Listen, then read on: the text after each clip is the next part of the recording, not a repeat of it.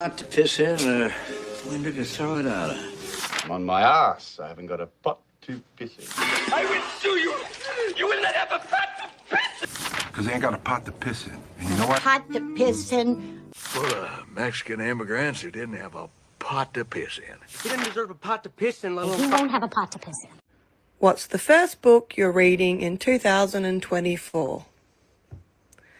This is mine.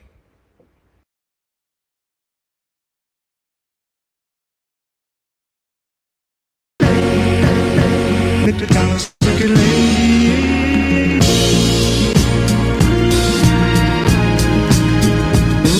Let the dollars circulate. Let the dollars circulate.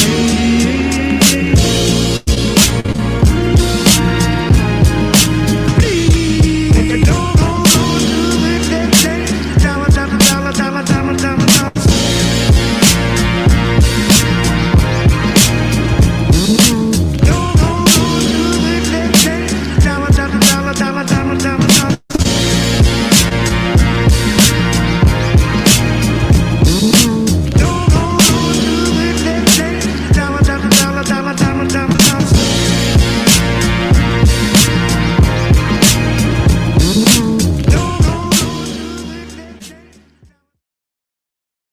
Discover the world of STEAM with Mbwebe Ishangi's engaging online course. From slave ships to steamships, STEAM stands for science, technology, engineering, arts, and math, fields that drive innovation and creativity. Perfect for families age 13 to 75. This course brings these disciplines to life through history, hands-on projects, interactive lessons, and real-world applications. You'll explore robotics, coding, art integration, and more, all from the comfort of your home. Sign up today and reignite the creative genius inside for every generation. Visit CryptoWokeMovement.com for details.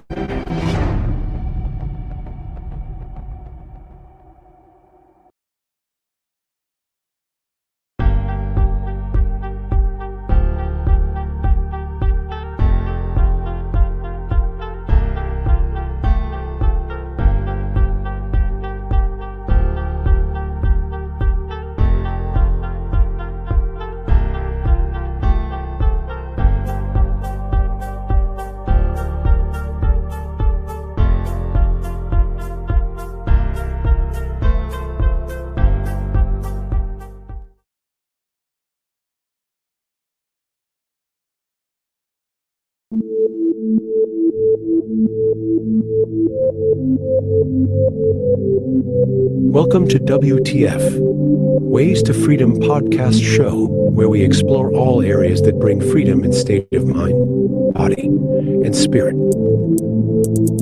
Sit back, open your mind, and take a journey with your host, Mbwebe Ishangi.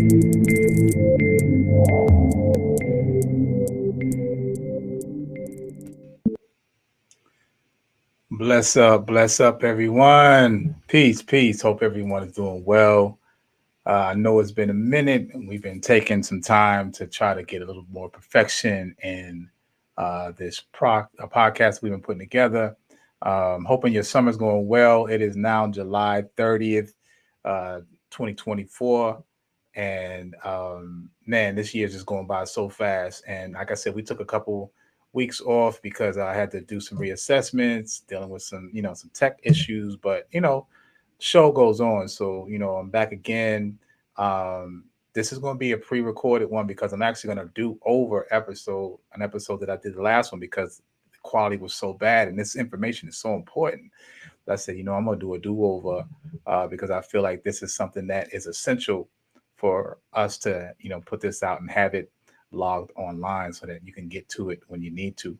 So the episode that we're doing today, as mentioned, is going to be something that I did a little bit over a month ago.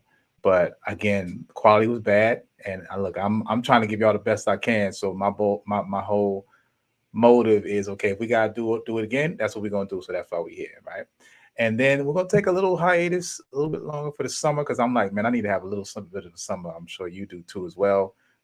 We need to break sometimes from getting all the knowledge. You know what I mean? Go out there and be in the sun and get that type of knowledge, right? So we're gonna pick up with season 2. We've already done one season. We've done 12 episodes, counting this one, and then the pilot, so really 13. So it's going pretty fast, but I'm enjoying it. I'm hoping that you are too. And we're going to take again a little break, and we're going to come back at the end. Well, actually, no, I'm getting ahead of myself. I'm going to be putting out an episode on the Olympics because we're in Olympic season right now. So actually, next week we're doing one on Olympics, and then we're going to come back in September to start season 2. All right. So look out for next week. You'll be getting information if you're logged in, and that's the goal too. Is if you haven't already subscribed, please do. It costs you nothing, helps me in an immense way, helps me grow the channel.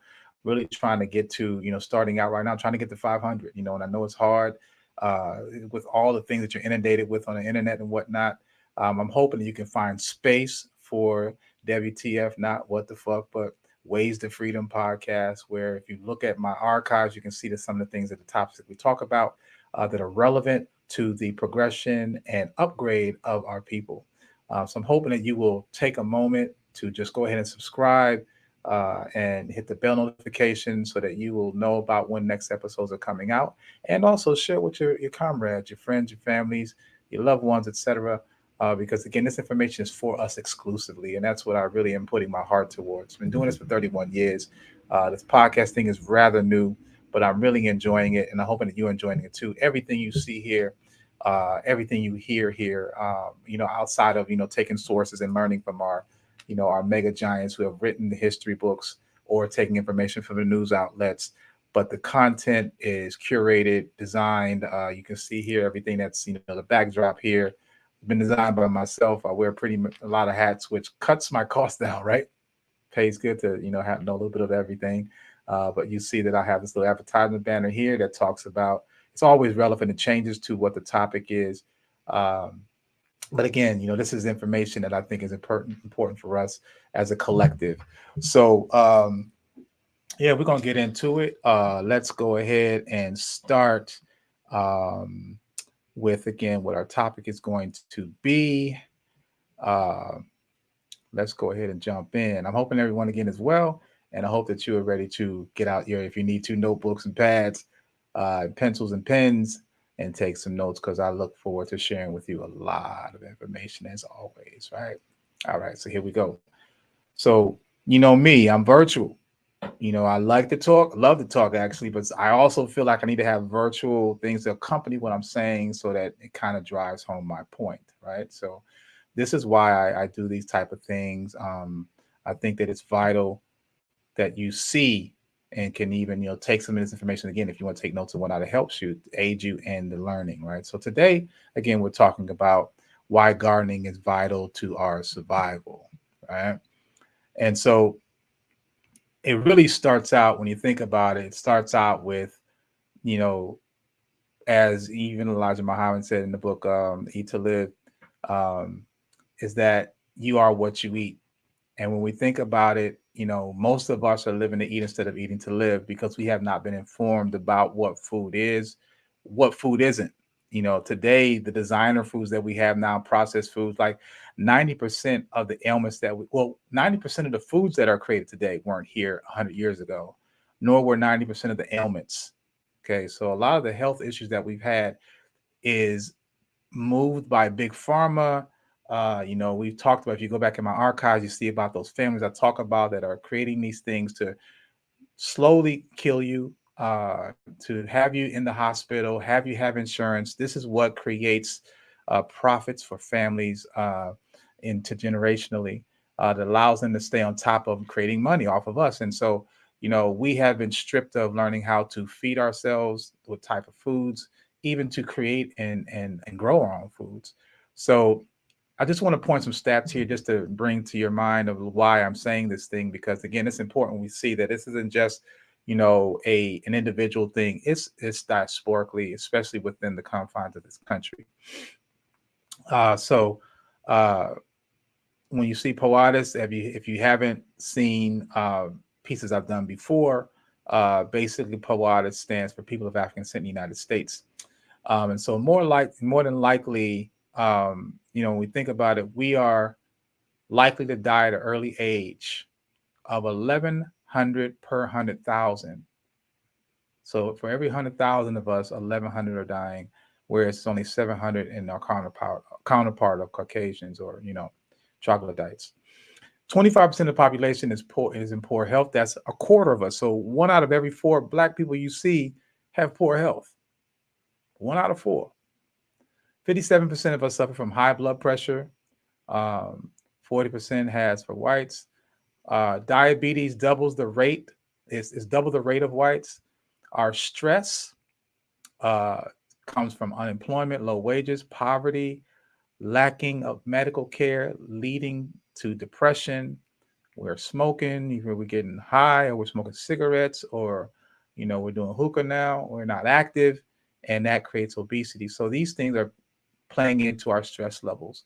And that's the point that we really need to start thinking about is, why is this an epidemic that's not being spoken about, and why actually it's become normal. We think that well, getting old is you have your 20s and 30s, and then when you get in your 40s, you put on weight, you get slower, you might live to 65, you might not. Like, these are things that we've accepted as normal when it actually isn't. You have permission to have a full life, your entire life, right? I'm doing my best to be living proof. I'm 54 years old, and I'm in outside of when I ran track in college and have the endurance of a damn, I mean, I was, anyway, we ain't gonna talk about my track years, but the point is I could run and athletically do things for days. Outside of that, I feel stronger, healthier, and as I get older, I understand the importance of it's what you put in your body, what you've been putting between your gums. But why are stores avoiding Black neighborhoods? This is really what it comes down to, because a lot of us, our nutrition is based upon where we get our stores, the proximity of our stores, right? And I dare to say that this is a systemic design via, as you've heard me talk about, the 10 areas of people activity. The 10 areas of people activity, I always say it before every episode so that you can get familiar with it. These are 10 areas of people activity that are governed by global white dependency, who use these areas to control the world. If they have control of these 10 areas, then they're able to make us behave in a certain kind of way that benefits them and not ourselves. So those 10 areas are economics, education, entertainment, health, labor law, politics, religion, sex, and war. And if you look at all those 10 areas and you see who's at the head of those things, you'll find that most likely they are someone of European descent, and they're probably of those elite 1% of the 1%. We're talking about your Rockefellers, Rothschilds, Oppenheimers, all the Warburgs, et cetera, these families, and trickles on down, right? They make their wealth, they have their control based upon our ignorance, and they control our ignorance by putting out information for us. And then we're thinking we're being informed when they tell us to eat from the food pyramid, the 4 basic food groups and whatnot, not realizing the ingredients that are in here are actually killing us slowly. So most of us have to travel when we're talking about stores in our neighborhood. We have to travel more than 30 minutes to find a food market that has adequate fruits and vegetables. White flight has led stores to follow those rural areas because they are about to follow the dollar, right? And redlining gives resistance for stores to invest because they figure, hey, y'all ain't got no money there, so I'm not gonna make any money there, so I'm not gonna put my stores there.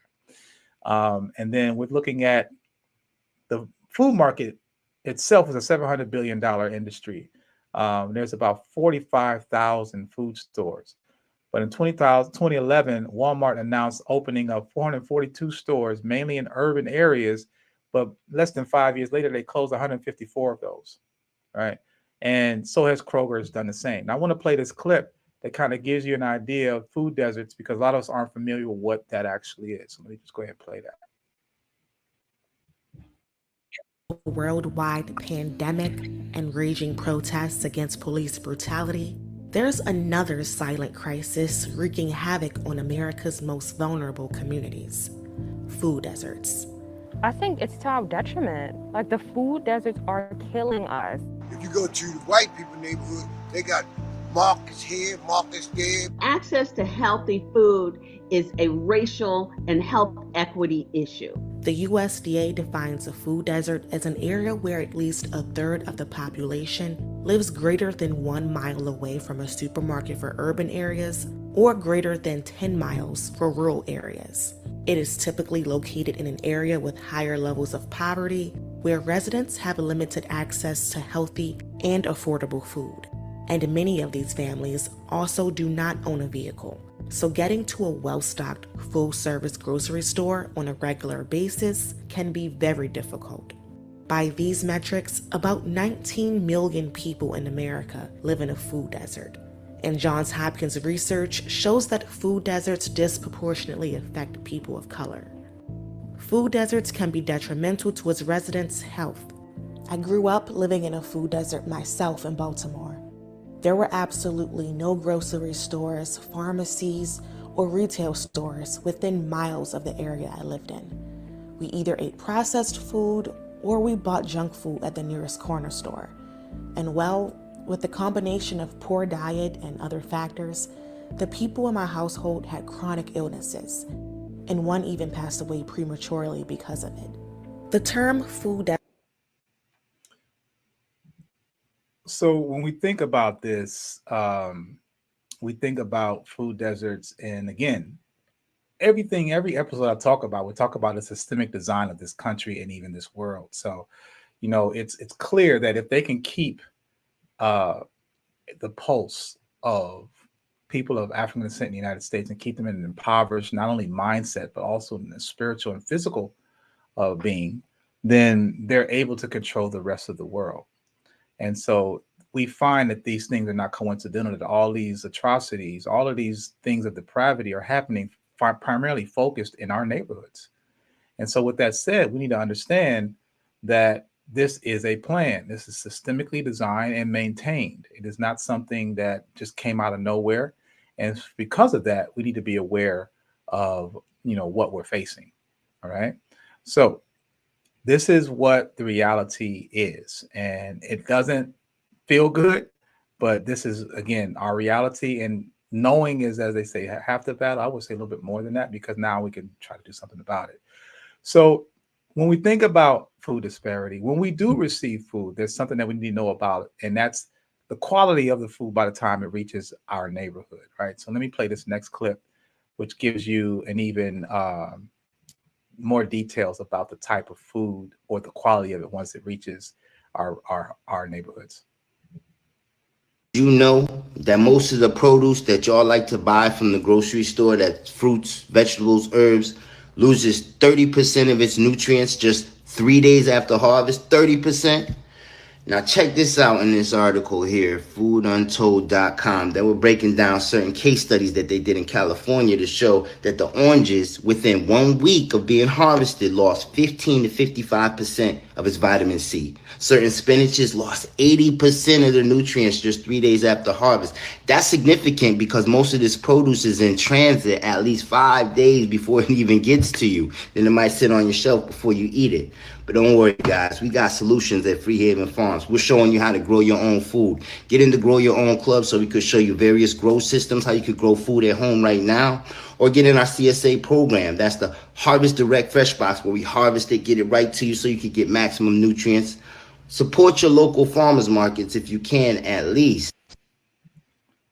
Shout out to Fresh Haven. And, that's the point that he's making, is that, we really don't even question where the food comes from. When we go to the store, we just go and pick it up and go home and we go eat it. We don't think about reverse engineering of how it got here. We don't go and, we're not scientists with white lab coats and can see what's the quality, how much deficiency has been taken away from it since it's been cut. What part of the world or country did it come from? The shipping methods, the temperature changes from hot to cold to hot to cold. And does that, deal with the quality of life of the food itself? And once, you cut a plant, it begins dying. So the nutrient value is going to start decreasing over time. And as he mentioned, in most cases, stuff comes from the West Coast. So it could take up to 5 days before it reaches our neighborhood. Therefore, the quality isn't as what you thought it was. It's not. When they say fresh, what does fresh really mean, right? So, the point is that, it's better to shop local. If you can't grow your own food, go to local farmers, that therefore you cut out a lot of the transportation costs. But we also find it's not ironic that a lot of the once shipping gets to our neighborhoods, the shipping trucks that come, in most cases, that's the last stop. When we talk about urban areas, particularly urban areas occupied by people of African descent in the United States, when a truck is getting packed for the day's shipment to be dispersing food at different markets around the country or the city, to be specific, it's going to hit the white cities first.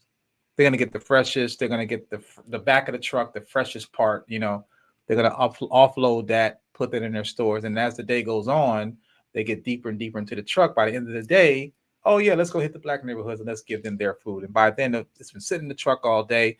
Yeah, it might have been refrigerated, but again, we're talking about different temperature changes. And it's been sitting in that truck all day. So, it's not as fresh as it was for the morning when those first drop-offs were, right? That's just something to think about, and, again, we don't think about these things because we're just eating to live. We're not thinking about living to eat, or I'm sorry, we're just living to eat. We're not eating to live, right? That's the whole notion of thinking about this, right? But let's go back. How did we, before we came into this situation of dependency, how did we live before that? Before capitalism and industrialism, life was a little bit more simpler, probably more challenging too. Of course, you had to go out and, if you were a meat eater, you had to go out and get a fresh kill. There were no refrigerators, so you couldn't take the deer and cut it up and then put it in the put it in a Tupperware, and then eat it for leftovers the next day. By the next day, it will be full of maggots and and bugs and flies and whatnot. And if not, other animals trying to get to it, right? Plus, there was no seasoning. We didn't really have no woks or nothing like that to season up the food that we wanted to eat. So you pretty much ate what you killed fresh. It was a fresh kill. You had to eat it then and there, right? But we were called hunter gatherers, and hunter gatherers are people that were dependent on whatever their main food source was. So if it was a steed, if it was cattle, if it was buffalo, whatever it was, if the pack or steed of buffalo decide to migrate to another portion of the region, guess what? You got to move with it, right? There's no negotiation. If they all decide to bounce, you're gonna have to go with them if you want to continue to eat that food, right? So you couldn't really settle where you lived. You had to move with whatever you were eating, your main staple food was. But as times got better, or we got smarter, we realized, hey, what's that thing that's growing out of the ground? We started realizing, hey, there's fruits, there's vegetables, there's trees that have these immaculate colored, figments on there. It tastes great, right? So maybe I can stay a little bit now. Maybe I can grow my food, and that takes time. So that gave you a little bit more sustainability. You could, your settlement was more stable, and therefore you were able to, start growing food. Therefore, you could, be more, again, as I mentioned, stable where you lived. So, that's something that, we went through a phase of. It made us also more dependent, or independent rather. We didn't have to depend on anyone else. But when we fast track it to city planning, and, we start about, creating these large cities, we talk about urban planning and design to refer, is determined as a design to refer to the number of people living in urbanized areas, urban density. When you see this image here of the United States at night, you see the lights are basically the most highly populated areas of the country, right? So you see that on the East Coast, it's much more people there than on the West Coast, right? All that electricity that's being used. You can see damn near in the West Coast, central West Coast, you can see that there's barely any lights on, right? There's not a lot of people there, right? So when they talk about there's not enough land or whatnot, there's a whole bunch of land that's not even been occupied. It's just that people are in these industrialized city areas because they've been conditioned, myself included, on having things accessible. I don't want to have to go out and hunt. I don't want to have to go and dig up and try to find my own water. I don't want to have to grow all my own food, etc. I want to have electricity. I want to have running water and things of that state. I want to be able to flush my toilet, things of that nature. So we've been industrialized. However, we can kind of do a hybrid of both, and that's what this whole episode is about, right? So according to the 2010 census, the total urban population in the United States is 249,253,271 people. Again, this is 2010. We're right now at roughly 338, I think, million people in America. So this is, again, 2010, 14-year-old data. But nevertheless, at that time, 80% of the population of Americans lived in urban areas. Okay, again, hence why you see, again, all those lights that you see on the East Coast. Most of the people in this country live on the East or Midwest. Okay, and so when you think about eating, food, etc., creating accessible food for people to eat every day, most people eating 3 meals a day, and then you got snacks in between. We're talking about a lot of meals, a lot of food that has to be created, right? So I did a study on eugenics, and there's an episode I've done before that talks about eugenics and which is population control. This is Europeans or Caucasians trying, understanding that they are diminishing in number for a number of reasons, for recessive genes, to the fact that they can't take the melanin from the sun that comes out, giving them skin cancer, to the fertility rates are rising for them. So they have this eugenics plan, and they've already, and people think the eugenics started with Adolf Hitler. No, it actually was introduced from Rockefeller, of all people. But when you take a city like New York City, one of the largest cities in the world, which is nearly 9 million people, when you think about 9 million people and how much food you have to create for those 9 million people daily, if each person is eating 3 meals a day, that's 27 million meals that needs to be created every day. 27 million. And I always had the question, well, how is all this food, how is so much food produced for so many people? We could take the same math and say, okay, if it's 330 million Americans, multiply that by 3, right? We're talking about what, 99 million meals that needs to be created every day. 99 million every day, 7 days a week, meals a day. That's a lot of food. It's a lot of food, right? And for some reason, we still have an abundance of it, right? We got Chick-fil-A's and we got Red Lobsters and we got food stores. We have all this food. Of course, it's processed, for shelf life and other things that we'll talk about. But the point is, they're able to create this stability of creating food. But the question is the food really good for you, right? So I also asked the question, well, what would you do if the trucks stopped coming? Like, what if there was we had that pandemic? We had a pandemic a few years ago, and the world kind of shut down and trucks weren't bringing in food. How were people going to be able to eat? And I remember during that era, that first shopping moment I had to take to go get food for the family, and I couldn't drive my car because if I moved my car, someone would take this. I'm in Brooklyn, and people would take the the driving spot. So therefore, I would have to probably park in Long Island by the time I find a parking spot because people would not move in their cars. So I rode my bike. I rode my bike to, of all places, Costco. Rode my bike, took as many bags as I could, 3 or 4 bags on my shoulders, and rode my bike down. And of course, I wasn't thinking straight because riding down, it's light. There's nothing in the bags, right? But when I got into Costco, it took me about an hour to get in because the line was wrapped around the building. And you know how most Costco stores are huge. that by the time I got in, it was a zoo. Everybody was running around trying to grab whatever they could, because that store was going to run out of supplies. And again, this is a few days after pandemic was announced and the shutdown. So people were panicking about, I need food, I need to have this or that. So the point is, it made me think about, well, what happens if this pandemic is longer than we think it's going to be, or we don't have any more, or the trucks aren't coming in. So how am I going to be able to survive? Do I have enough? This takes me back to Y2K, even if you're old enough, when we thought that the computer system was going to shut down and we need to have food and water supplied because we're dependent on this system. So it just makes you think about what can you do in case something happens, because if it happens, who can you go to? Where can you go, right? It's kind of like the grasshopper and the ant. I talked about that before in previous episodes, right? Are you prepared for the winter that's coming? So how does food get into our neighborhood stores? It's called the FDSD, the Food Supply and Distribution Systems, farms and food preparation facilities. They handle production, storage, transportation, processes, packaging, wholesale, and retail. So there's called urban and peri-urban,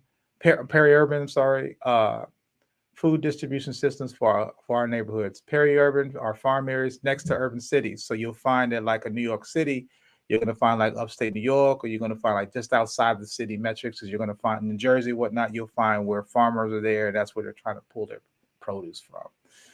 Not to mention, they still will go all as far as California, even Costa Rica, for instance, to import foods in. It requires suitable land, safe water, fertilizers, pesticides, machinery, manpower, as well as credit, because it's a business. And also we're looking at, before our grandparents grew gardens, we have become totally dependent, which has left us vulnerable. I remember in grade school that we had classes where we learned about how to grow food. It wasn't extensive, but we got an idea of how to plant. That is non-existent in schools today. And if it is, it's coming back because of STEAM or STEM. But there's been a long time where people, that was part of your life, because guess what? You got to eat every day. So you need to learn how to grow food for yourself to sustain yourself, because that's what it was. But, we're in an era now where we're trying to get back to that, because we've become so dependent that we don't know, everything that we get is dependent upon what they supply for us, right?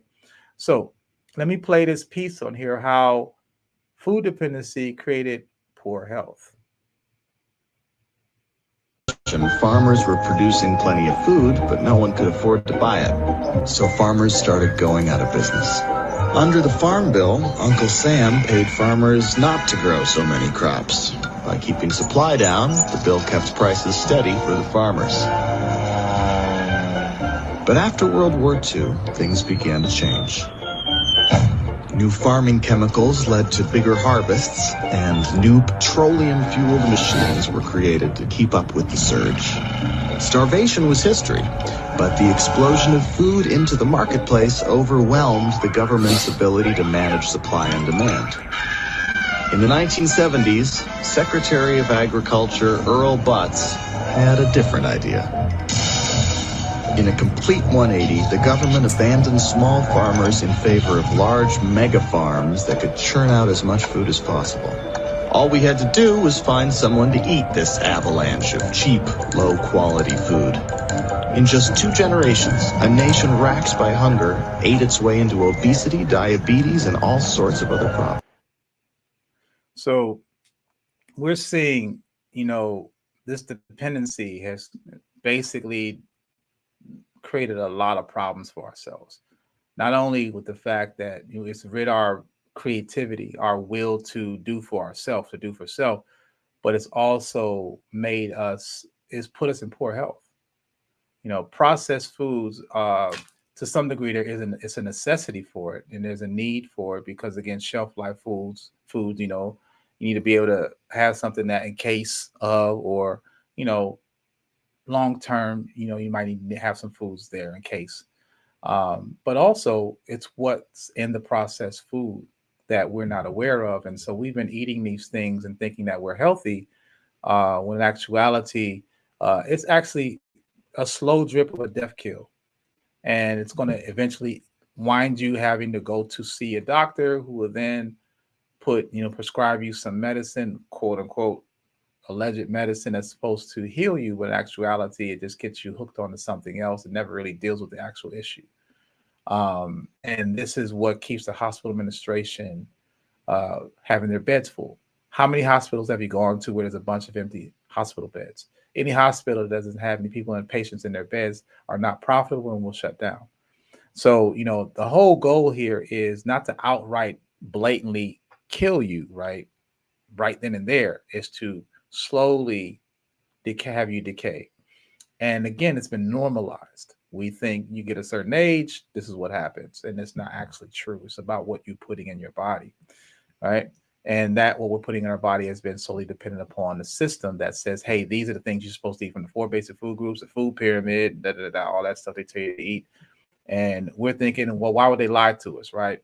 Well, because again, it's in their benefit to lie to us because that's how they make their profit, right? That's how they have population control, eugenics. All right. So processed foods, let's get into it. Processed foods is anything made to be eaten later unless it's grown and frozen, right? These are man-made type foods or foods that have a bunch of chemicals in it to enhance either its taste, its longevity, etc., shelf life. Increase the risk of developing, but also increase the risk of developing obesity and heart disease to cancer and type 2 diabetes. It has extra oil, sugars, salts, calories, and preservatives. Again, we don't really read the instructions or the ingredients on the back of the box when we're buying something. They make it look so beautifully delicious when you're looking at the package, right? And I've been told before, I can't remember the sister's name that put this out, but the advertisements on the front, the information is on the back. We're not told, and we don't care about the information because guess what? We're a slave to our taste buds. It tastes good. I like the taste. I want this. So we're going to buy it no matter what's in it. And that's the problem. Okay, we'll talk about the International Flavoring Federation factory in a minute. But how to handle certain processed foods, because I can't say I'm gonna get 100% off of it. I'd love to get 100% off of it, but I need to make sure that I'm growing enough food to do that. But still, it's in some cases good to have as an emergency or to store food in case. But if you are going to still continue to eat processed foods, there's ways that you can mitigate the damage that is being done to you. One is to hydrate yourself with water because water is going to flush a lot of the foods out of the malnutrition that are in it, right? The malnutrients. Swap high processed foods with healthy substitutes. So read the information on the back.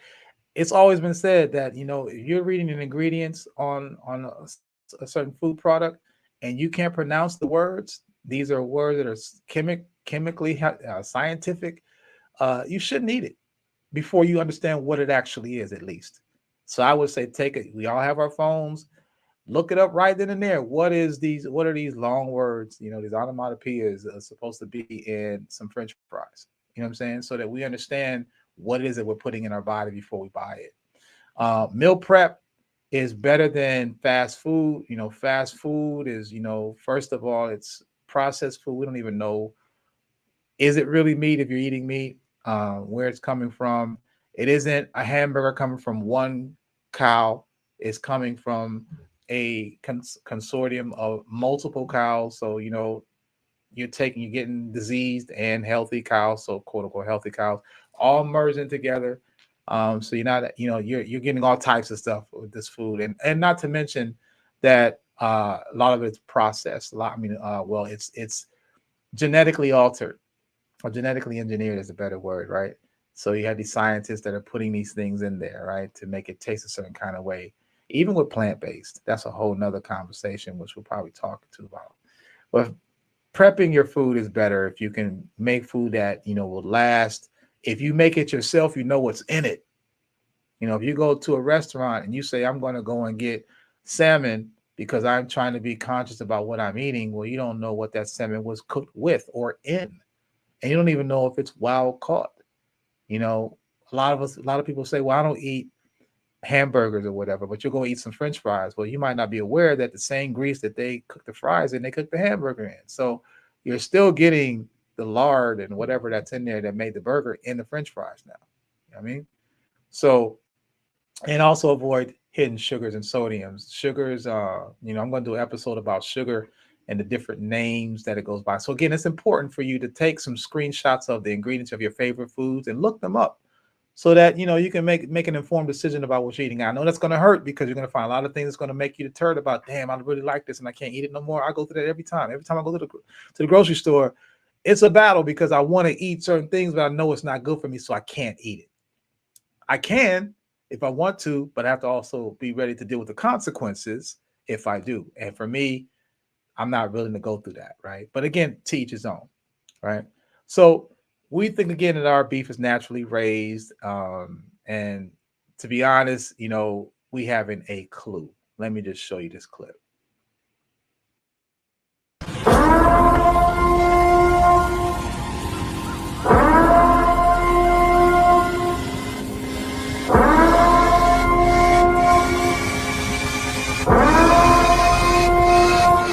Blessed be our new founding fathers.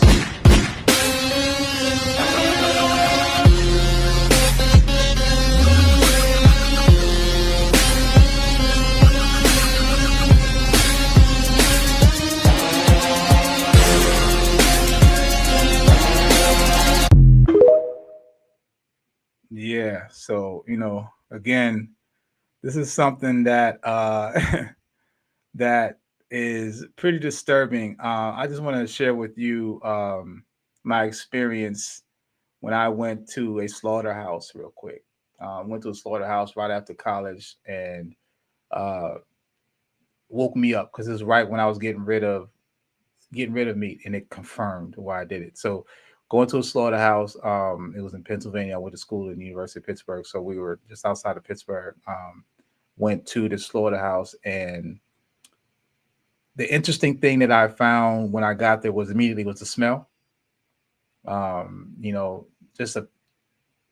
smell was just unbearable. Obviously when you got there, you got used to it, but it was a smell. And I don't know if I could explain what death smells like, but it just was, smelled like feces plus mold, and it was just nasty, and made me dry heave a little bit, and I got accustomed to it. And they said, if you don't want to go in, you don't have to. I said, no, I want to see this because it was a group of us. I want to see it.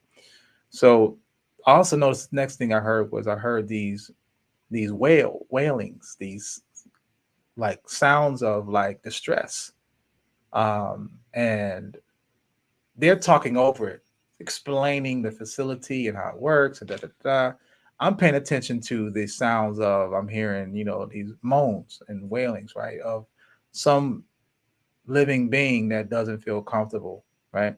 And so they didn't, show us everything, but I happen to see some things. I'm glancing and seeing, I'm looking not just at what they want us to see, but also what they don't want us to see, so to speak.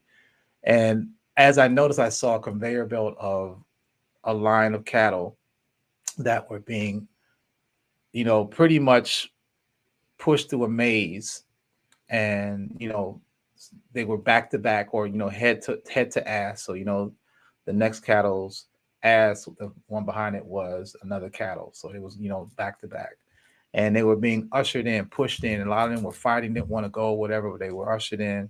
And then as I noticed, I heard like a scream every couple seconds or whatever, a wail, right? And come to learn that this was where some of them were their necks were being slit.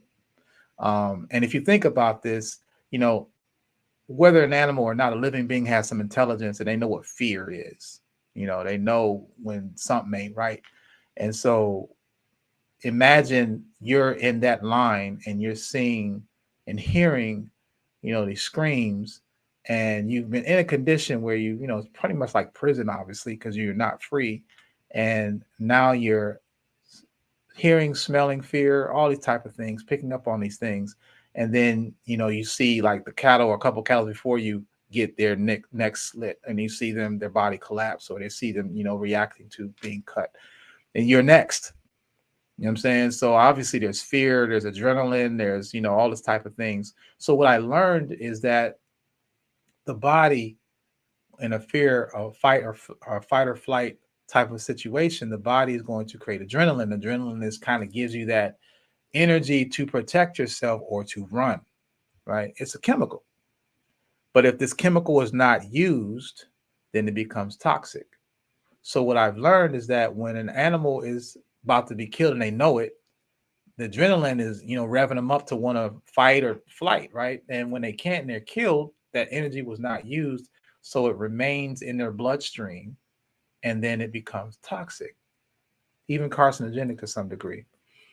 Then this animal is cut up into pieces and processed and wrapped up and put some yellow number 5 and some red dye on it to make it look like fresh meat, which is interesting because we won't buy meat unless it's red, which is kind of a carnivorous mindset.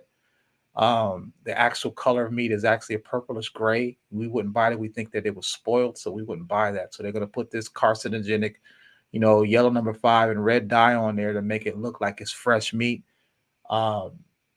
Inside this meat are the chemicals, not only what it's been eating since it's been there, because it hasn't been grazing in grass. It's been given some sort of, in some cases, ground up cow to eat its own self, right? It's been eating its own self or its own kind. And now it's put on your plate to eat. And so you're going to consume the same things. So we wonder why we live in a country, in a world where everyone is so, quick to pop off, slow tempered. I mean, low tempered rather, not slow tempered, low tempered, hyper, like just fearing any, just can't sit still. Anxiety is on lit, like we're just on this position where we can't settle. Well, where do you think that source is coming from? Not just the condition that we're living in, I mean, we're not living in a place where there's war, bombs being dropped, but some of us are that tentative or that has that type of level of anxiety. Where do you think it's coming from? It's coming from a large portion of it, I would say. It's coming from the food we're eating, because we're eating, you are what you eat. So if you eat something that was had this type of mindset, it becomes part of your makeup. And if you continue eating it on a daily, if not, multiple times during a week, it becomes part of your genetic makeup. So not only is it just putting belly in your, food, but the food gets broken up and becomes part of you. So we wonder why we live in a place where there's so much violence, there's so much fear, there's so much of this and that. It's chemically based. And we are chemically imbalanced because of what we've been eating. So I just want to share that part because it's really important for us to understand that, they pull a number on us, y'all. And, if we don't do the diligence, we don't do the math, then, we're going to continue to fall prey and be basically lab rats to, their profits, right? So where does the food get its taste? Where does the food get its taste? The food gets its taste from a company called the International Flavors and Fragrances. I call it International Flavor Federation, but it's Flavors and Fragrances. It's founded in 1889. There was a company merged in 1958. They have 104 locations worldwide. They're headquartered in New York City, and they make about $30 billion a year. Now, what is happening here is that we find that this is right off the Jersey Turnpike, one of the ones I know of. And these are places where scientists are treating us like lab rats. They're putting chemicals on so-called food substances and making it taste like whatever. So they'll take a clear liquid and pour it on a tire, for instance. I'm not saying that's what's been done, but possibly they could convince us that, and make it taste like steak, or make it taste like grapes or vanilla ice cream or whatever, the flavoring. And this is why, again, you look at the back of the box and you'll see the ingredients and you'll see all these different flavors and chemical ingredients that makes up what it is, when all I'm trying to have is a macaroni, right? So they put all these things in here, and we're none the wiser because, again, we just want something to eat and have it taste good. Well, what we find is that, there are people behind it. Good old Bill Gates is one of those culprits behind it. There was a book that's called Controligarchs. It claims that Gates has patented fertilizers, fake meat, and buying up U.S. farmland. And his claim is that they're not trying to save the planet. He's trying to control it. And I agree. Monopolizing the world's food supply by buying up farmlands and investing alternative meats. He has over 270,000 acres, which is nearly a third of the United States farmland. Why is he buying all this farmland, y'all? Because he's putting out his bioengineered technological based foods, right? That supposedly because we were having a food shortage. Well, maybe there is, because again, you're talking about 33 million meals that needs to be prepared every day for 99 million meals that needs to be created for 9.9 billion. I'm sorry, my math is off. I got to do 33 million times 3. So 999 million meals needs to be created a day for Americans alone, not even counting the world, right? So while the billionaire class wants the masses to move on from real meat, they have no intention of doing the same. They're still eating burgers and steaks when visits places like Mentor when he visited his mentor, William Buffett in Omaha. This is what Controller Garx is talking about. They're trying to move us to, because there's people that are trying to become more conscious about what we're eating. So with that said, they're like, okay, well, if you guys want to eat conscious, one, you're going to pay more. And then two, we're going to poison that food too. So for instance, Gates said this part, they're not making land anymore, right? So he's trying to buy up as much land so that he can create and control the type of foods that we're eating, again, for the eugenics program. So for those folks that are hooked on Impossible Burgers and Beyond Meat, and I ain't gonna front, they do taste good. If you're an ex-meat eater, which I am, it was a nice, it helped me, it gave me helped me relive an experience when I used to eat meat. For a second, I was having a lot of Beyond Meat and Impossible Burgers when they first came out. But then I said, you know what? This is just like soy. When they had the soy movement come out, and I learned that all the estrogen that's in soy, so I had to give up soy. So I said, there's something beyond about this Beyond Impossible Burger too. When I did my diligence, I learned that there is an ingredient called castoreum, and castoreum is basically taken from the glands of a beaver's butt. Now, again, I'm not making this up. You can do the research yourself. My question is, why would someone what were they smoking to think, you know what? I want to dig into a beaver's butt, pull out a gland, and add this to food and convince the world and make it taste good and make them think that this is good, and never tell them what it is though, but add this to my food source, right? So I did some research, because again, I heard the claim and I couldn't believe it, but I said, nope, do your research, do your diligence. So the FDA considers castoreum safe and allows it to be listed as a natural flavor on ingredient lists.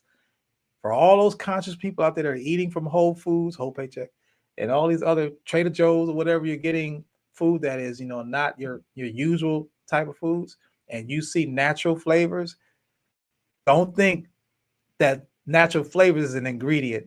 It's a consortium of other things, and they don't define what that is. It actually is a gateway for them to put whatever they want in there. They could still be putting other shit in there, and you don't even know it, because it's defined as natural flavors. What does that mean? What is the natural flavors? And there isn't one template for what a natural flavor is. Just put on the natural flavors and it's fine. That's what they've been doing, right? So found that ammonia is part of the natural flavor fam, and it's associated with cleaning products. We know about ammonia, but it's cleared by the U.S. health officials 40 years ago, and is used in making many foods, including cheese, baked goods, and chocolate products. Ammonia, right? Used to remove pathogens such as Salmonella and E. coli. So they're claiming they use it to clean bacteria, but you're still eating something that is toxic and is carcinogenic. But these are all declared products. These are all byproducts, of the decayed flesh, right? So again, we're not told what these foods are. And as you keep listening to this episode, you probably would be like, well, what the hell can I eat, right? I mean, I'm not gonna be a breatharian. But the point is that, we have to be more mindful and make wiser choices. I mean, you don't have to eat all the poisons. You might have to eat some of them, but you don't have to eat all of them, right? So again, this is all trickled down to the dollar. How much money can Big Pharma make? The elite, right? And we're finding that top companies of 2020 around COVID, we see Pfizer was making $49.7 billion based upon, the shot and, all the other hype that was happening around that era. But you can see all the other companies and how they make their money is based upon the residual effects of you eating certain types of foods, right? There is this, I've said this before, and I want to read it again. This is Jacques Attali, who was a French Jewish president of France. He was interviewed in 1981, and this is what he had to say in regards to what was coming. In the future, it will be a question of in the future, it will be a question of finding a way to reduce population, eugenics, y'all. We will start with the old, then the weak, and then the useless, and especially the stupid ones. We will get rid of them by making them believe it is for their own good. We will find something or cause it, a pandemic that targets certain people, a virus that will affect the old or the fat. It doesn't matter. The weak will succumb to it. The fearful and the stupid will believe it and ask to be treated. We will have taken care of and have planned the treatment, a treatment that will be the solution. So they're going to cause the problem. Now they're coming with the solution. This is what Europeans do. The selection of idiots will thus be done. They will go to the slaughterhouse on their own. How many of y'all are not calling you idiots because you were coerced? But if you got the jab, you were pushed into it. Either they put your job in jeopardy, those type of things. Be mindful. Please be on regularly doing detoxifying your body, because there's still some things in there from that, some nanotech that's in there as well, allegedly. And so it's compromising your immune system, and in your defense. Your immune system is your defense system. It's how it keeps you fighting off these different things out there. So you have to constantly about building your immune system, and processed foods breaks it down, right? Whether you've gotten a shot or not. So this is what he said. But let me even play this next clip of what the CEO of Pfizer said, and pay attention to who he's talking to. Check this out. I think that it's really a fulfillment of a dream that we had together with my leadership team when we started in 19. The first week we met in January of 19 in California, and to set up the goals for the next 5 years. And one of them was by 2023, we will reduce the number of people in the world by 50%. I think today this dream is becoming reality. Did you hear what he said? Reduce the number of people in the world by 50%. And people clapped. People clapped at the World Economic Forum. So do you think we were there? Do you think we were invited? Hell no. Who do you think they focusing on? People of African descent in the United States, more importantly, people of melanated hue in Africa specifically. They are trying to kill us, y'all. And they are having meetings about it all the while where we're too busy at work because we're trying to keep the lights on. We don't have time to think about how we can take care of and defend ourselves, because we've been told if we don't work, we're going to lose our car, we're going to lose our job, we're going to lose our mortgage, we won't have food to feed our kids. These basic things that we used to be able to do, as far as all you really need to do is be able to create your own food. You create your own food, you at least have that. You can monetize if you need to. We've been rid of those type of things, and we've been part of the rat race, which has got us consumed with working and coming home too tired to take time to figure out, how can I protect myself? I'm dependent on their system. Meanwhile, they're having these meetings because their time is freed up. You know what I mean? So they can plan these things aggressively and outwardly, intergenerationally, and even gawk about it in public, and don't mind being recorded about it, because hey, we're not worried about this. We're too busy on TikTok watching people twerking. All right. So the point is that health is wealth. The farm was the original pharmacy. We need to get back to that. The pharmacy that we go to get these ailments, when you got a cold and your nose is, you're trying to get an antihistamine or antidepressant to dry up your nose to stop it from running. That's the wrong thing. You need to let your nose run, because what is your body doing? Is trying to get it out of the system. When you take an antisuppressant, it's going to dry up your nose and keep that inside your body. Your body is trying to do the opposite. I'm trying to clean house. You're like, no, keep it in. That's why you're not getting healthy. You're taking all these, sugar-laced cough syrups and with alcohol and these things that are not helping the body. It's not helping the body rid itself of this ailment, this disease. Water, herbs, warm water, not cold water, teas, etc., is going to help. Ginger, oregano, oil of oregano. These are things that when you look at the base of some of these things in the aisle, when you go to your drugstore, you're going to find at the base, probably at the bottom part of the ingredients, you're going to find these natural elements. The rest is chemically based. But all you really need is go back to the farm and pick those herbs and put that in your system, not just when you're sick, but do it every day preemptively so that you're making sure that you can stay in case something happens, you're going to be able to fight it off. But we're not taught that. Before there were doctors, hospitals, and pharmacies, we were healed with food. Now they use drugs, right? Whereas foods are cheaper and healthier, pharmaceuticals, Big Pharma is a multi-billion-dollar company that needs patience. It needs patience. That's its clients, right? Big Pharma needs clients. Just like a pimp needs a hoe, or just like a drug dealer needs an addict, so does the hospital administration. Big Pharma needs people that are sick. Well, how can I make you sick? I can't go out there and forcefully inject you. Well, they did try to do that with COVID, right? But perhaps I can feed you food that isn't healthy for you via fast food, via the commercials that we see on TV. They're all part of the same clique. And it's a conveyor belt where we talk about dollars changing hands within the community. That's what it is. That's why I talk about the 10 areas of people activity. They all work together. The health administration works with the politics administration, works with the entertainment administration, the industry. These things are working together to make sure that we are following the guidelines of how they want us to be. As John Rockefeller said, he doesn't want a nation of thinkers. He wants a nation of workers. They want us to be obedient. They want us to live the lifestyle that they tell us to live.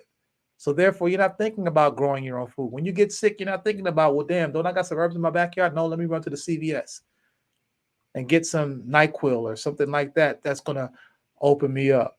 When you can get some eucalyptus. You know what I'm saying? So these are things that we have not been taught and we've forgotten. There's been a generational gap because a lot of our grandparents and great-grandparents aren't here anymore to tell us these things. So we've forgotten. We're getting to a point where we're about to forget that we forgot. And that's even worse. That's transition 13. Shout out to Jegna Anthony Browder. But the point is that our value system needs a readjustment. What we think we need with all this materialism and tech and all that stuff isn't what we need. What we need is the opposite. We need to be getting in our land. We need to be starting to understand the importance of growing food. Food is supposed to sustain your body and your health. Process of designer food today is accelerates your aging. And on top of that, we have electromagnetic frequencies, EMFs, that are breaking the body down because we're keeping our cell phones on us. We're having our AirPods in us, in our ears. We see kids walking the entire day with all this radiation cooking up their brain. They don't even realize it. I see women put their cell phones in their bra. We're not protecting our immune system. Our immune system is being attacked every day by so many different things, and we're not building it back up. And, on top of that, we're getting less sleep, which allows the body to repair. And we're eating too much because I talk about autophagy and how, our body is always eating. If you're eating 3 meals a day, 21 of those hours of 24 hours is digesting food. So you have 3 hours to rest, and you're doing that for your entire adult life or your entire life period because you're eating three hots in the cot, that your digestive system is going to wear down just like an old car. And this is where you're going to go into the white lab rats or the white lab coats that are going to prescribe you something that's never going to get you healthy. It's going to get you dependent and hooked onto that type of thing. Again, the slow drip. Do y'all see the connection? This is what's happening here. This is what's happening. And if we are not aware of what's happening, it's going to be another generation caught up and lost in the sauce. We need to break that cycle. We're in the information age. Take this information and apply it so that we can have better outcomes for our future, right? So when we talk about health, we talk about how it accelerates aging. We can see that, you know, foods that are basically accelerating your age. And I had clips of these and I forgot to include them. I'm gonna have to show that to you, or I'll put it in the. I'll I'll have to probably edit it in here because these are two videos I meant to show you. I forgot to put them in there. There's too much going on.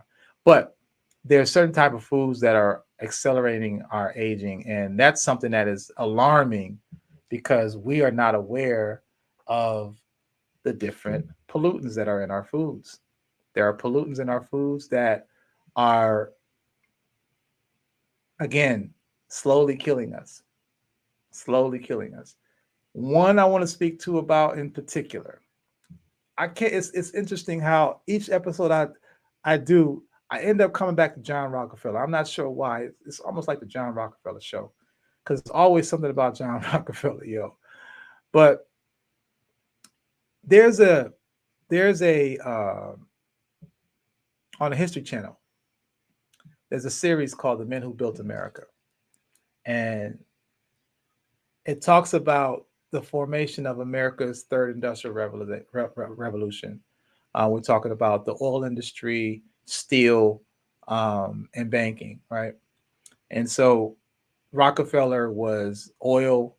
You had why am I forgetting his name right now? Who's an oil tycoon? Vanderbilt was the oil tycoon. I mean, the railroad tycoon. And they at once were rivals. In fact, Rockefeller was dependent on Vanderbilt's trains to export his oil. And there is historical evidence that shows that these guys, particularly Vanderbilt, Cornelius Vanderbilt, decided that he was going to, they took part, if not instigated, the Great Depression of the 1930s.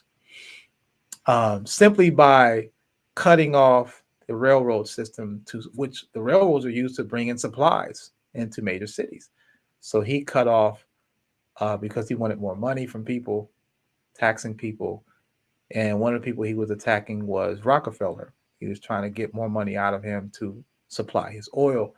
Well, Rockefeller decided that, you know, he was based in Cleveland, Ohio, and allegedly there was an abundance of oil there that he was able to tap into the reserves. And so what he created as a counter to Vanderbilt holding hostage his ability to disperse his oil around the country is that he created an underground pipeline. When he created this underground pipeline, it enabled the oil to be reached without the train system, obviously. And so that cut Vanderbilt out. And enabled him to, you can see a map here of, this is a map of everything that Rockefeller put together, the oil pipeline that supplied Central America down into southwestern Central America, as far as South Central, America, and also to the East Coast, right, Northeast Coast. From his invention, we had Standard Oil. Standard Oil, you can see all the subsidiaries of Standard Oil. He had to create and break it into different corporations. And we can see that a lot of these are still here today. You know, Mobil, Amoco, Exxon, Shell, Arco, BP. Like, we see all of these. Some of us still get our gas from here today, right? Again, these are Rockefeller owned. I'm not saying we can't get gas because we need it to get around, but the point is that he set it up where crude oil was run all over the country. The problem is that the crude oil created a residue, a runover, and the runover was toxic. It was poisoning the waters, and he was being highly taxed for it. So he was like, I need to deal with this runover. What I'm going to do with it, right? So what he decided to do was he created products from it.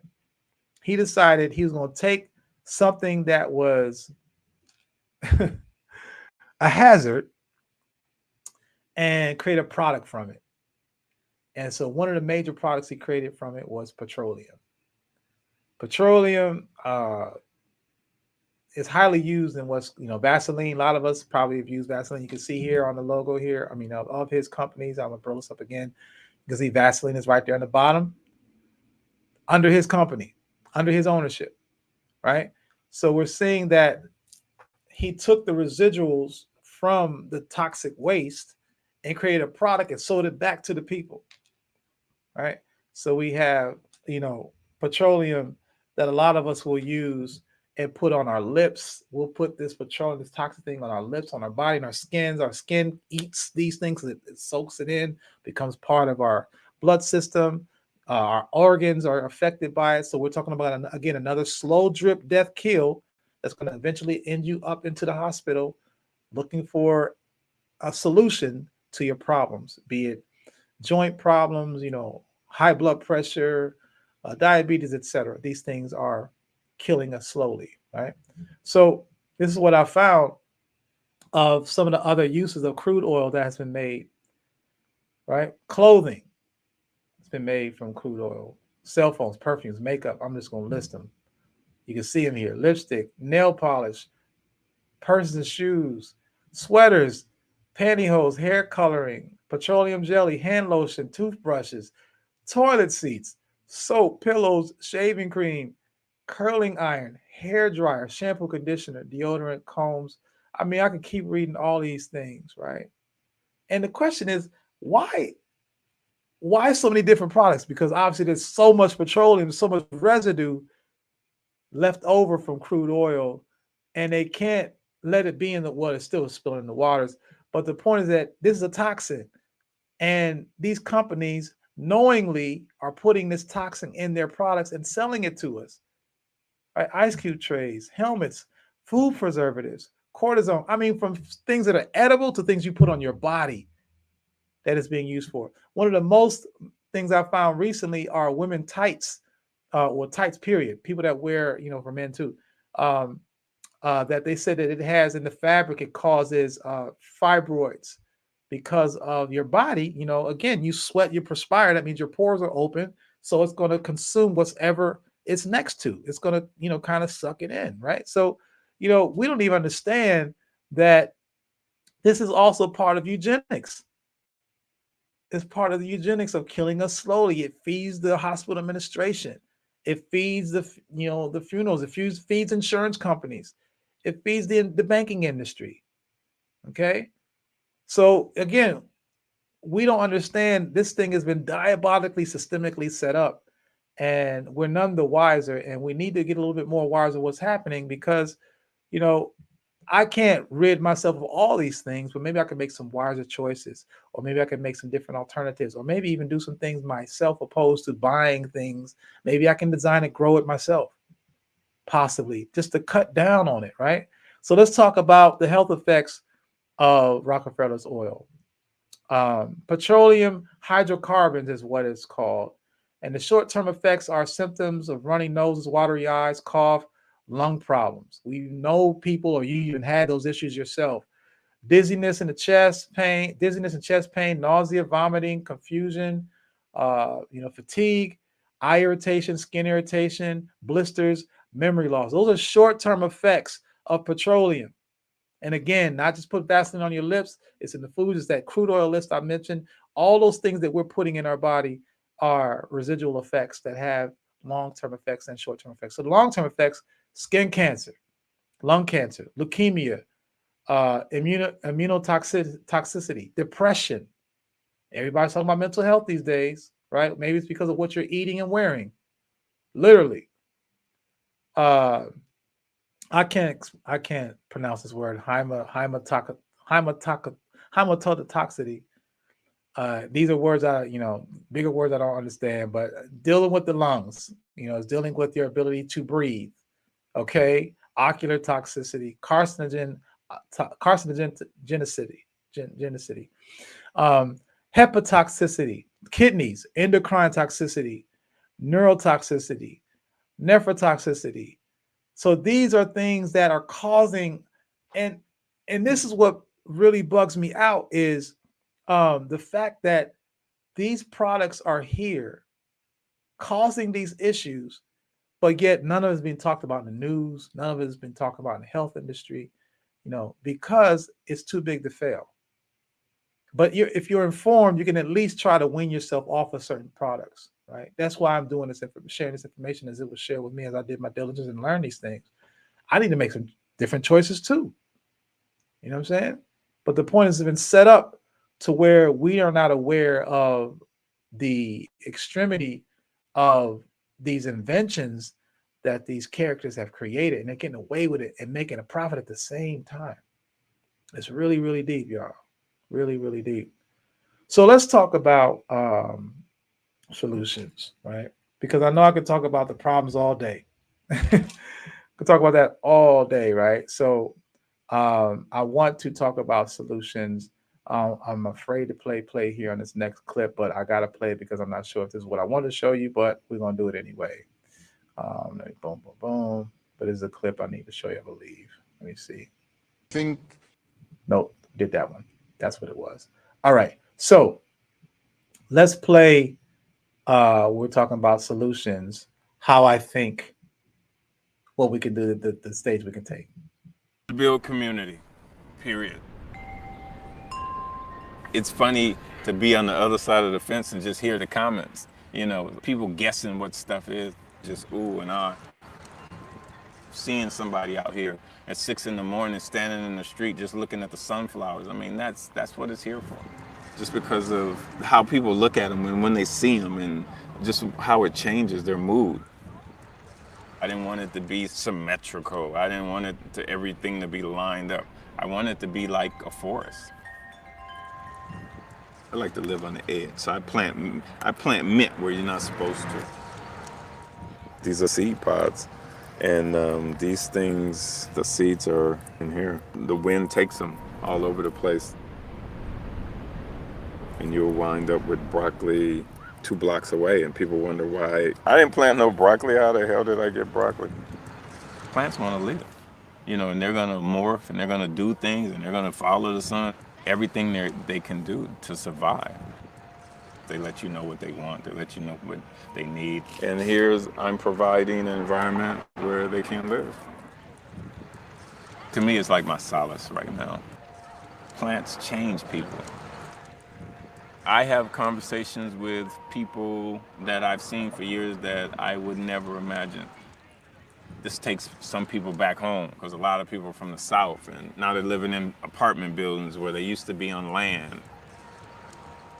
I had people that would drive by and say, I just wanted my mom to see your garden. Hey, look, Mom, this is what you used to do, I guess. And they knew that their mom would, feel good about seeing this.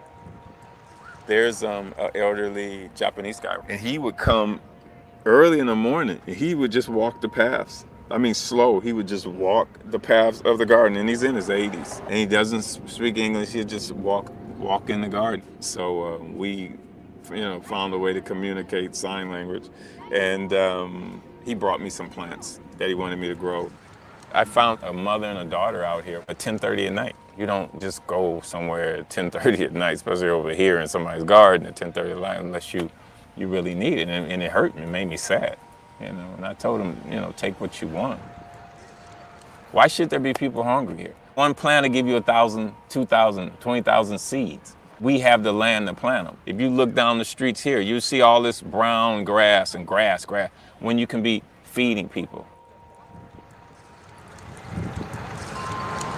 They call areas like this throughout the United States, food deserts. I thought, why not have food forests?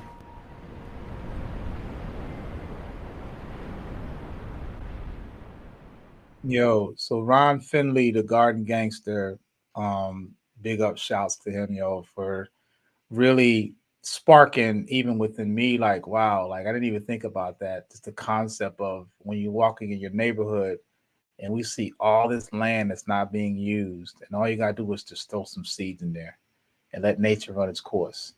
You're gonna see something sprouting out of there, if not in a few months, the next year following, you might find something growing out of there. We take for granted, we might eat watermelon and we spit the seeds and put them in the trash. No, keep those seeds, put them in a bag. And even if you don't want to grow them yourself, just when you take a walk around the corner, find a park or something and just throw them in there. When I have apples and I finish with the apple, you put it in the trash. No, I keep the apple and I don't have to pull out the seeds. I'll just throw the apple in a vegetative area and hope that something can grow from there. It has a better chance of sitting in trash, right? You don't have to actually be an active farmer, but the stuff you're eating that can be replenished, if it has seeds, it needs to be reborn. And that's something that is a solution that you can do that pays it forward. It might not affect you directly, but it can definitely help someone along the way. We talk about, the summertime and keeping your grass cut. And, we cut dandelions, not knowing that dandelions is one of the most perfect things you can use for cleaning your liver. Sometimes let those dandelions grow, and you can, when they get tall enough and you can cut off the buds, then you could dry them and you could put them, make a tincture out of it. And you could take a drop of that on every day. And you need to go back to cutting the grass. But the point is that nature is always trying to give us what we need, but we've been industrialized to think, no, keep it low, keep it cut. That's what makes it look pretty. That's what makes it da-da-da. You can't live off the land that way. We're not being able to live off the land. We're not being smart. We're thinking from a Eurocentric, calcified mindset, not letting the earth feed us and sustain us as it was designed to do, anything that's on the earth. Right? So we just need to think about those things. So yeah, Ron Isley is one of my heroes, man. There's another example here of 19 Black families from Metro Atlanta who purchased together more than 500 acres of farmland in Toomsboro, Georgia. Right? Being able to, purchase land is very important. Let me play this clip.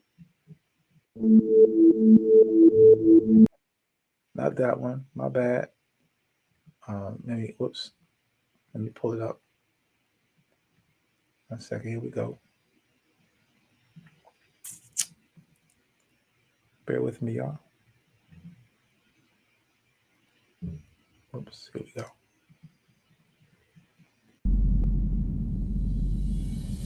We are the buying power.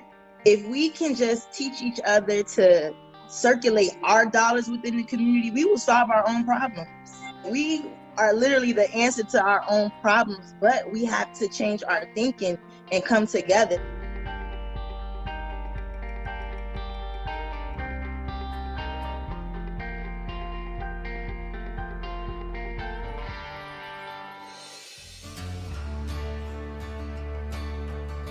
My name is Renee Walters, and I am the president of the Freedom Georgia Initiative. I have a Black husband, I have a Black son.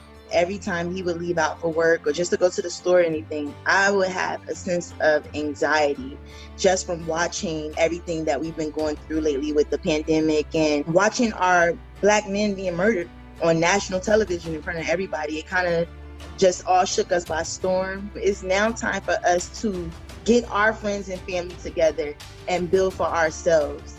That's the only way we'll be safe. That's the only way that this will work. We have to start bringing each other together.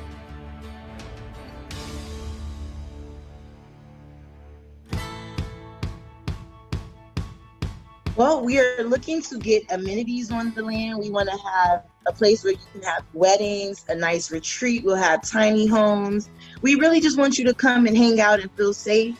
You don't have to worry about the Karens of the world and anything like that. You just come and have fun. We'll have a sportsman area with fishing, hunting, shooting range, ATV trails. We really just want to build a tight-knit community for our people to just come and breathe together. I know they have a bad stigma that, Black people can't come together, but just like how Black Wall Street, their dollars circulated around 11 times before it left the community. And that's just something we want to bring back. We want to encourage businesses to come, and we want to circulate our dollar within the community before it leaves out to someone else. We want to make everybody in our areas wealthy.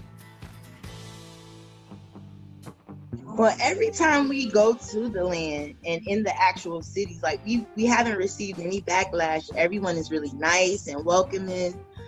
It's the internet trolls, the negativity in the world, like, you guys are gonna fail. Isn't this segregation?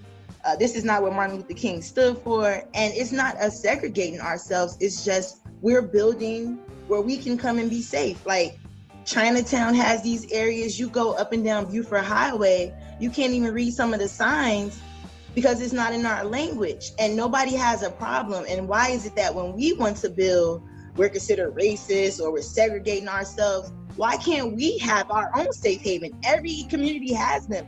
Everyone is welcome in freedom, but it is basically based on seeing Black people flourish, and that's all we want. Because every time we try to, somebody tried to burn it down, or we got some type of backlash, and I'm just tired of that. It's time for us to build our own.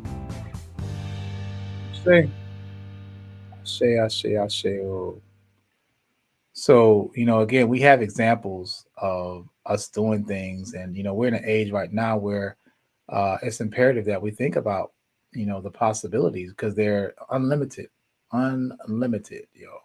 So let me just play another clip here. How a quarter of an acre can feed a family for a year. Build a castle. Some nights I wish they just fall off. But I still wake up, I still see your ghost. Oh Lord, I'm still not sure what I stand for. What do I stand for? What do I stand for? Most nights I don't know anymore.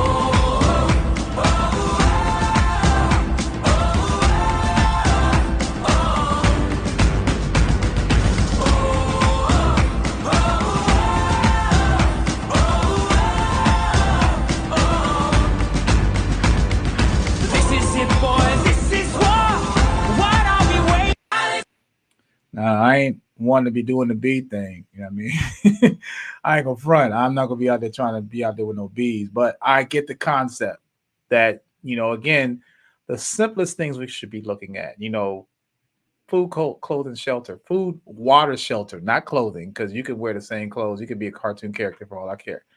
Point is that if you can be able to have food, water, and shelter, that's what life really is all about, right? Now, you probably want all the other amenities. You want air conditioning, you want electricity, running water, etc. We have the technology. You know about steam. I did a episode about steam. I have a course on steam that talks about these things that we can create, because a lot of those ingenuities have come from us anyway. If we tap back into those things, you can live hybrid or even off-grid totally if you choose. But the point is that we need to be aware that we have options. We don't have to do what they want us to do. We've been doing it because we didn't know there were any alternatives. There are an abundance of those things. And if the more that we tap into that, we see that we can manifest these things. So the whole thing about turning food deserts into food forests, which was what Ron Finley was talking about, is really dope. It's a dope concept. Creating your own food supply challenges the status quo in a number of important ways. Growing your own food decreases dependence on a polluted corporate food system. It improves health and wellness by freeing us from dependence on a for-profit medical system. It undermines Monsanto and the agrochemical industry that is polluting our world, killing bees and male trees. If you don't know about it, a lot of reasons why people are having allergies is because all they're planting are male trees and not female trees. Didn't understand until a year ago I was taught this, is that, there's gender equality, even in nature, that there are female trees and male trees, and the male trees will emit this, I don't know what you want to call it, but it's something that they emit out into the ether, and the female trees take and consume it in. Well, if you have no female trees to consume it, then it lingers out, and this is what's causing allergies. This is why the allergy companies are profiting, making huge profits, because people are sneezing all the time, so they're going and getting these antihistamines from where else?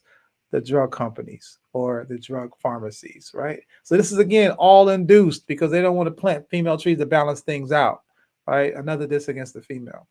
Builds and heals community by providing a place and activity worth coming together over is another advantage. Works to repair the damage we are doing to our environment with our consumer lifestyles. It protects us against insecurity and food unrest. That's important.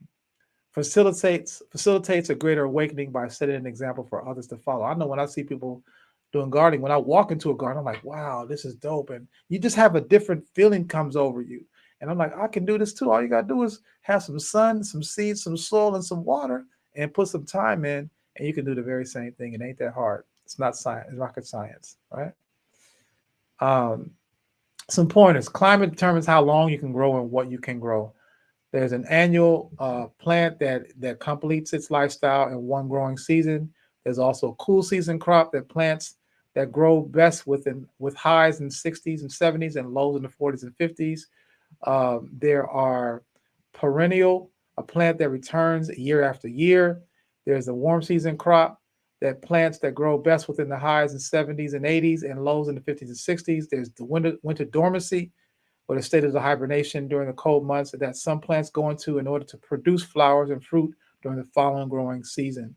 You ever noticed, the plants, flowers, you don't have to every spring when you see those flowers come, you don't have to go out and maintain those things, right? They replenish themselves naturally. So there's a cycle that's happening. And if Whitey got anything to do about it, these troglodytes have anything to do about it, they'll try to stop that too and make you have to buy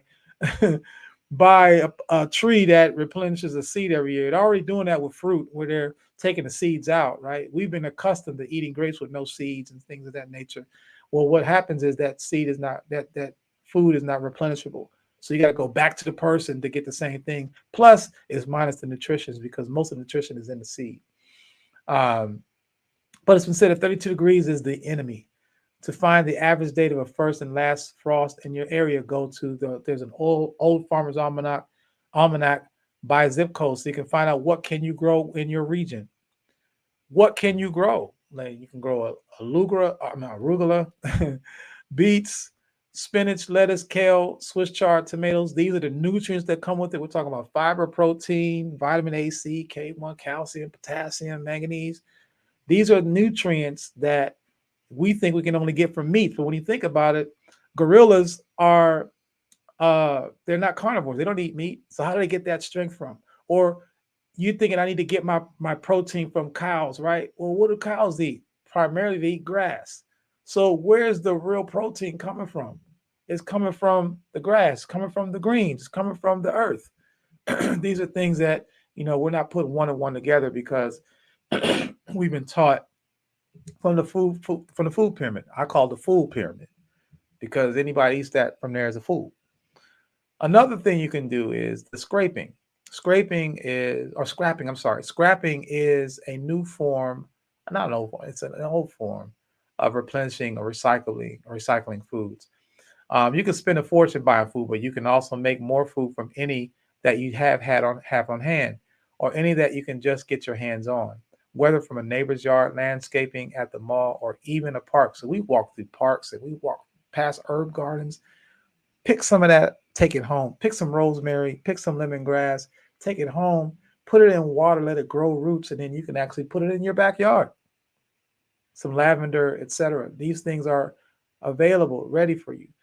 I like to use an example that the Whole Foods in Brooklyn did, which cut out the middleman of distribution. On the top of their roof, they have, let me get a sip of water here. My throat's getting a little dry.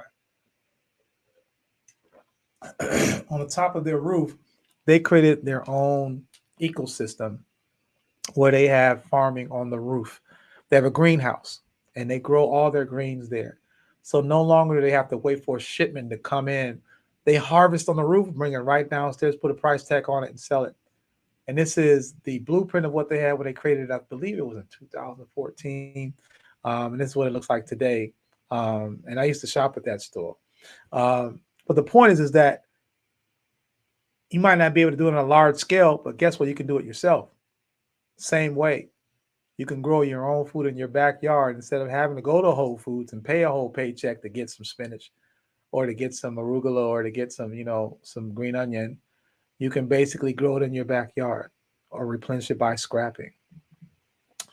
The history of scraps is from the rooter to the tutor, not just in food, meats, and whatever, but also in everything, right? An old expression with the rooter being the snout and the tutor being the tail around days just after the Civil War. That's where that saying came from, right? But basically, back in those days, dinner, the big meal was at noon. Southern food was labeled as poverty food. Farm to table was foraged and grown on seasonal vegetables and raised their own meat. The greatest sources were the woods, where you had blackberries, strawberries, pine needle tea for colds that yielded vitamin C, It could be steamed to produce menthol vapor for treating congestion. Again, the pharmacy started on the farm. Commercialism looked down on this way of life and basically wanted us to stop being able to be dependent on ourselves. They're like, we're going to create these capsules for you, and you can create these liquids, and that'll give you, and we'll put commercials out there so that you'll forget how to do these things. Your children will forget because they'll be watching these commercials and they'll be dependent on us. All right. So we're going to learn how to do some same things that they do with scrapping, or from the root to the tutor, from meats to vegetables. Do the same, same concept, right? The scrap gardening is the practice of using entire foods. And all you're basically doing is, when you are buying a vegetable, there's certain parts you won't eat, like the roots, where you just take that and you can cut the bottom off. And if you cut the bottom off, you can replenish it. You can regrow the food. Basically, you can create a whole garden based upon scrapping. So, for instance, if you have a celery stick, a stalk of celery, instead of and you cut that bottom off, you can say about 1 inch high, leave that bottom, sit it in water. If you sit it in water, in a few days, you're going to see another stem growing out. Now, you can either leave it there, which is aquaponics, growing just with water, no soil. You can leave it there.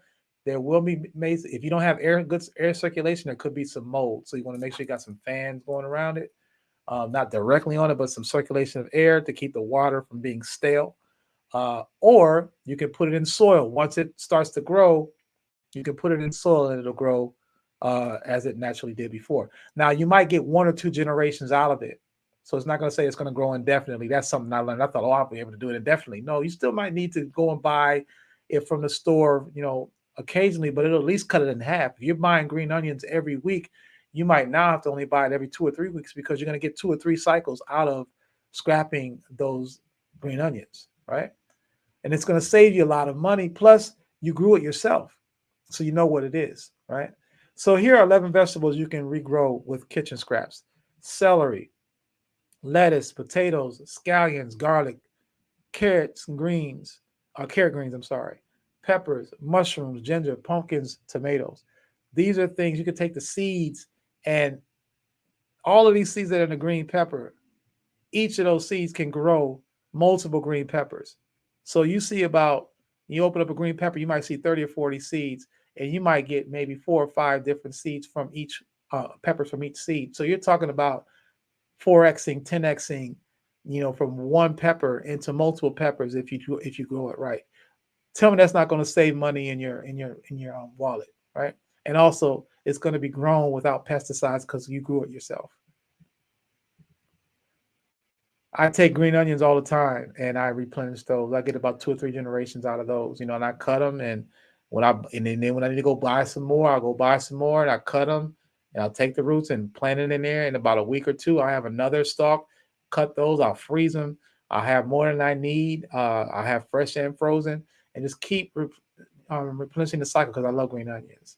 All right. Another one is seed saving. Seed saving is very, very important because guess what? There are people that are saving seeds, and we're not even aware of the importance of saving seeds. Again, we'll eat something and spit it out and put it in the trash, but there are people out there that are preparing for the future as futurologists, which I have an episode coming up about why we must be futurologists. But let me play this clip so you can check out real quickly. Let me load it up. All right, here we go.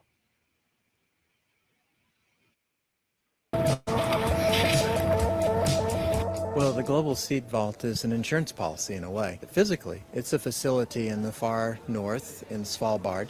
It's built inside of a mountain, and there are 3 vault rooms very far back in there where it's permanently frozen.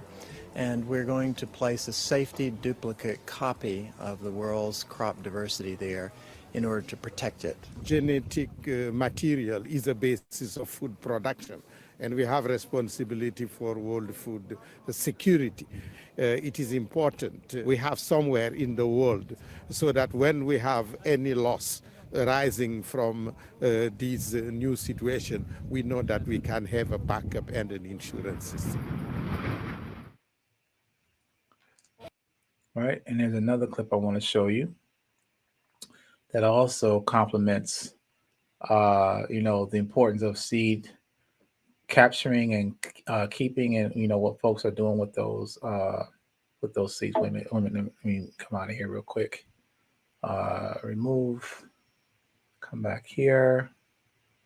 Yeah, so these are companies that are consortiums of countries that understand the importance of, if there is a catastrophe, for instance, not just a catastrophe, but also for future, but they understand the value of seeds. Seed is more important than any commerce out here, I would say, because you can't eat money. And we are throwing away money every time we eat something that has a seed in it. If you're not going to eat it, which again has the most nutrients in it, most cases, the seed, like a watermelon seed, a papaya seed, those type of things, probiotics in the papaya seeds that'll help aid your body. These things can be grown at a later date if you store them in a cool, dry place. I'm growing avocado trees. I don't even have the land to put them on yet, but guess what? I'm gonna start growing them now anyway. I can put them in grow bags, and when it's time, I will find the land to put it on. If not, just put it in some park. The point is that you can basically start growing, keeping these seeds that we throw away, not even thinking about the fact that it could create multiple. Imagine throwing away an avocado. A lot of us love avocado. We throw away that seed every time. If you propagate that seed correctly, it will grow into a tree that will produce an abundant number of avocados indefinitely, y'all. So these are the things that we're not thinking about. And if we want to be conscious about our survival, if we want to be aware of what we can do playing it forward for the futures that come, our bloodlines specifically, we need food. We need water. So we should be thinking about capturing water. We should think about growing food, planting, and even if it's on a small scale, the fact that you're doing it alone erases a lot of insecurities, uncertainties, anxieties, etc. I found more peace, and I study George Washington Carver, and he was called the tree whisperer. Like, he could talk to plants, and plants do talk, by the way. There's a clip I saw, the frequencies they speak on. Not that saying English words like we say it, but there's noise that's coming out. They're communicating. Sidebar, I digress. But the point is that we should look at the importance of, next time you eat something with a seed, save it. You buy a watermelon, take the time to keep some of the seeds and wash them off, store them, put them in a wet towel, and store them, not a wet towel, a damp towel, and store them in a cool, dry place, so that when you are ready to grow them, you can, or you can give them to somebody. Or again, you could take a walk in the park and just leave them there, and then come back and see if a watermelon patch doesn't show up. Okay. But the point is that we should be thinking about what can we do to aid in our survival independently, and not have to, be worried about the stores and whether they have enough food for us or not. Right. So to me, I think that propagating is cool as fuck. Earth is full of food. We just don't know it.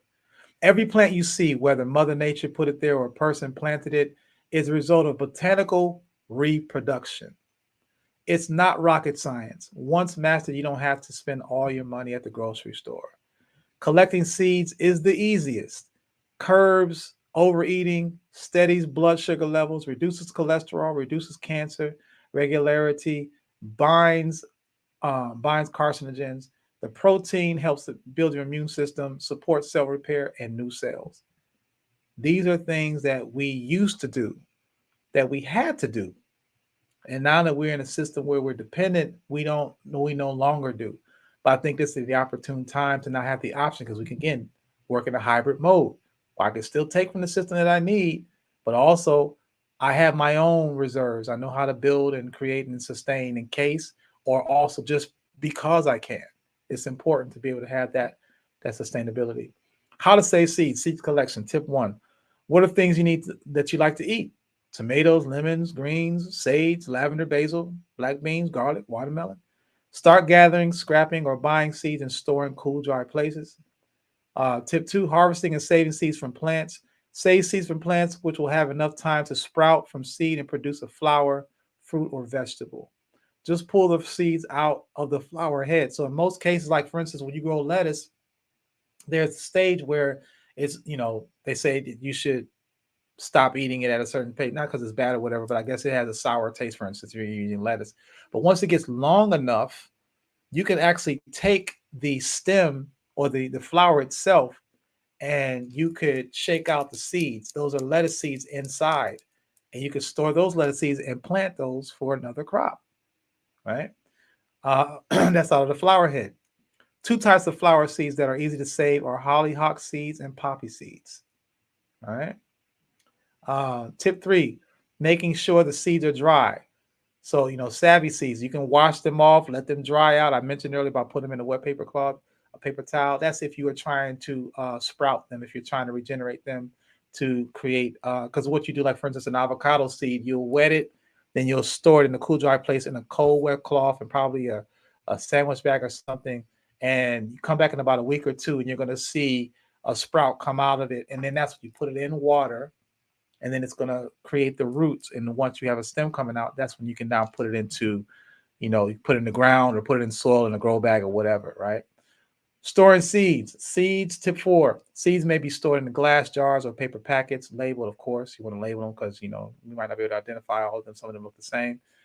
Can also be folded into tissue to absorb moisture. Keep the seeds stored at temperatures between 32 and 41 degrees. If you have an extra refrigerator space, the fridge is an ideal environment for seed storage. So take in a compartment and just put your seeds there. Autophagy.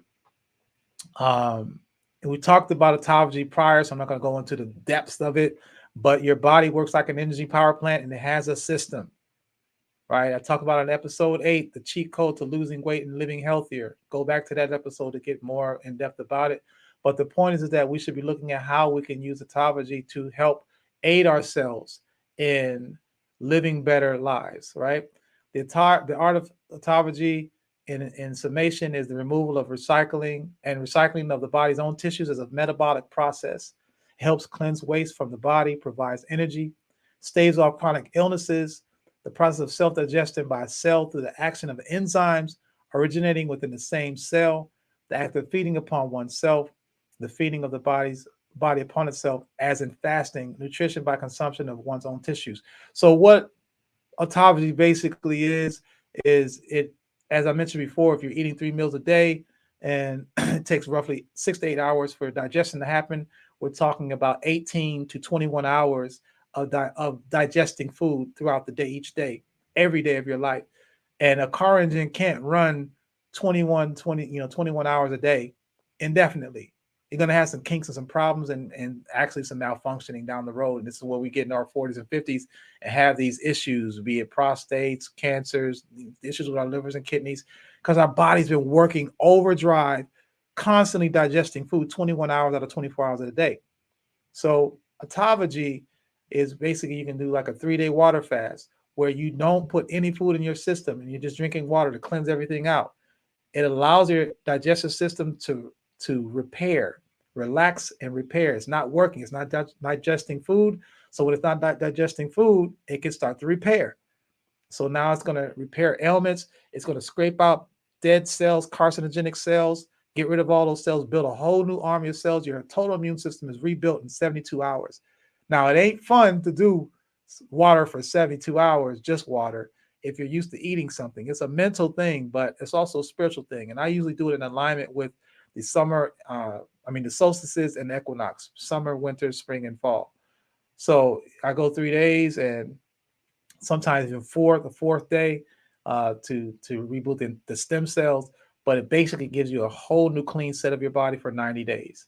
And if you can get into that practice, and even if you can't, if that's too extreme, you can get into what's called intermittent fasting, where you're going 8 to 12 hours in between meals. Again, it's giving you time for the body to not have to digest food. That's the key. It's to stop your body from running its digestive system, because it's going to weaken your immune system and cause other ailments to be you'll be vulnerable to. And it keeps you off of these diet pills and all that kind of stuff that they say that's going to allegedly make you feel better. But your body works on autopilot until the thermoregulation system is attacked, right? Your body is at 98.6 degrees consistently. So when you are eating, your temperature rises. There's inflammation. Inflammation is when there's a lot of heat or a lot of blood work that's going into a specific area. So we're talking about our blood region, our digestive region. A lot of blood is going there to make everything work. And again, that's what the wear and tear is. So if you're also having issues with stress, you're overworked, you're tired, you're not putting the right nutritional foods in you, you have more insulin in your body than your body needs, you have a high sugar intake, a lot of sodium, not enough water. These things play into, and you can basically, let's be real here. Take a look in the mirror and look at your body and see if you're out of shape. It's not just because you don't go to the gym. It starts with what you put in your body, and it starts with what you need to put in there as far as water, at least eating, drinking more water, getting rid of those sugars, etc. Your body is always trying to tell you, you have ailments, aches, and things of that nature, or just your appearance. If you're overweight, you don't have to be overweight and say it's because I'm old. No, you could change your practices. You could change the type of foods you eat in your body. Your body will respond. Your body's waiting for you to give it what it needs for it to do what it wants to do, what you want it to do, which is to be healthy, right? So these are things that we can take ownership of, and it does take discipline. It does take, with the discipline to help you do it, is the information. This is why episodes like this are important, I believe, so that you can have something to give you a reason why, not just because I think I do. I know why I need to do these things, because this is the information, some of this information that I share with you this evening, right? So think of your body with fasting. Your body works, and again, this is just rehashing what I said. Think of your body works 24/7 like an energy plant. A full meal takes 8 hours to digest. 3 meals a day is 20 plus hours. 7 a.m. to 4 a.m. the next day digesting. If you get up in the morning, eat at 7, your food isn't going to stop digesting those 3 meals until 4 a.m. the next morning. So you're going to have about 3 hours of your body not working, right?